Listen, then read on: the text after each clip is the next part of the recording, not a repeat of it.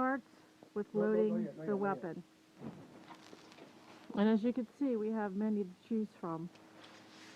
Do you have a favorite? This is the 45. I like it. I like the 45 and the 40. And what do you say the difference is? The 45 has, and the 40 has about the same stopping power, except that the 40 is you feel less the kicking. So because of that, a lot of people like it the better. What I'm gonna do now is I'm gonna do a quick reload. We're gonna shoot one, and then I have two over switch here to as the other well. one. 40. And Lock. we're gonna use this target over here, which is the one I was shooting myself.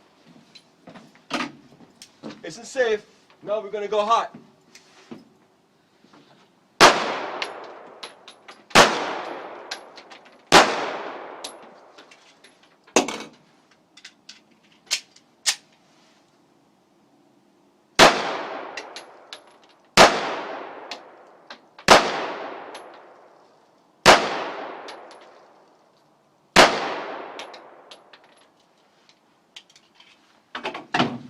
Safe? Let's check it out.